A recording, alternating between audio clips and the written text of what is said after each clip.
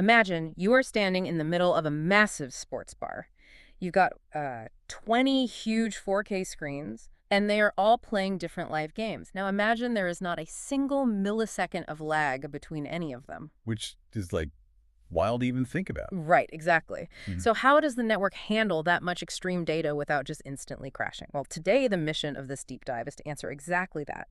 We are decoding a highly specific piece of professional AV technology called the ZeeVee Z4KF2XS-D-AA copper encoder. Yeah, and we are looking at product specs and customer data from HDTV Supply to really understand what makes this $1,860 device tick. Exactly. Okay, let's unpack this. Think of this encoder as a universal instantaneous translator for ultra-high definition digital environments. Whether you are setting up that massive sports bar matrix or you are just fascinated by extreme data speeds, this is for you. Yeah, to really grasp why that universal translator analogy works so well, we first have to look at the sheer speed involved. What's fascinating here is the technical marvel of achieving zero-frame latency combined with uncompressed 4K resolution. Uncompressed being the key word there. Right, absolutely. Hmm. Specifically, we're talking about 4K P60 4.4.4.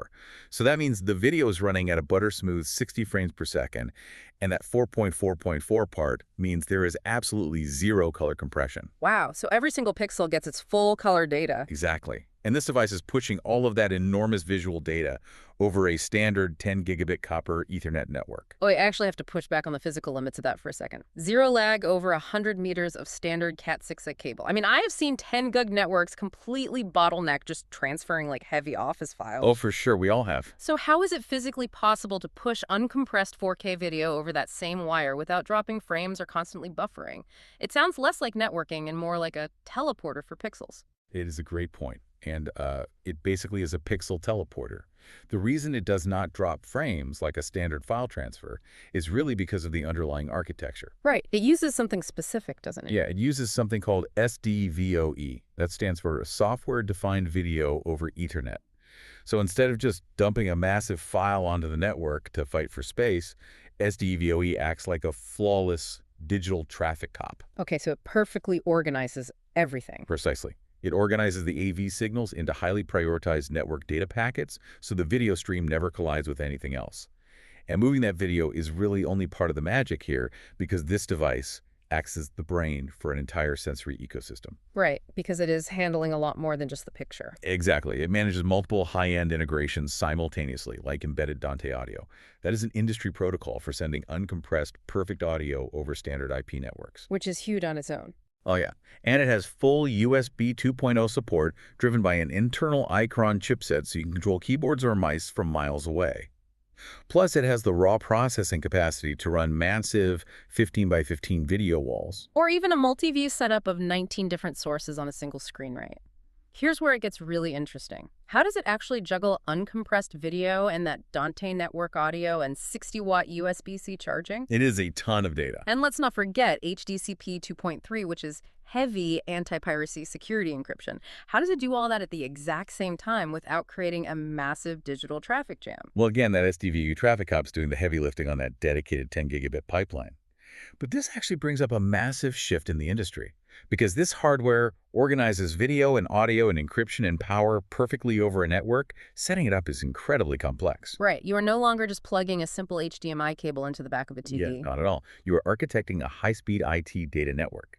And because of that complexity, navigating the purchase and setup requires a really crucial non-technical component, human expertise. Oh, absolutely. Yeah, so HDTV Supply, the vendor here, has a 25-year history in this space and over 10,000 positive reviews. And the customer feedback is just incredibly telling. Right. I saw the notes in the reviews about a specific representative named Rachel. Yes, she proactively caught and corrected a customer's order error before the hardware even shipped. When you are building a network this complex, a single wrong configuration means your matrix becomes an expensive paperweight. Nobody wants that. Exactly. Her attention to detail actually led one buyer to publicly call them the only company to use for this type of application. Wow. So what does this all mean? It tells you that as AV technology transitions from traditional cables to complex IT infrastructure, the skill set required to buy and install it changes entirely. I totally agree. Even when you are dealing with cutting-edge gear like this being TAA compliant, meaning you know it is manufactured in approved countries for secure government use. Top-tier human customer service goes from being a nice bonus to an absolute mandatory requirement. If we connect this to the bigger picture, understanding this specific AV over IP technology gives you a sneak peek into the future of connectivity. A very fast future. Yeah, it proves that complex, heavy data can be managed flawlessly in real time without bottlenecks, completely changing how we interact with digital media. And it leaves you with this to think about. If we can already transmit zero latency, uncompressed 4K video and encrypted audio over 100 meters of simple copper wire, what happens to our physical spaces when distance completely stops being a barrier for flawless, instantaneous digital reality?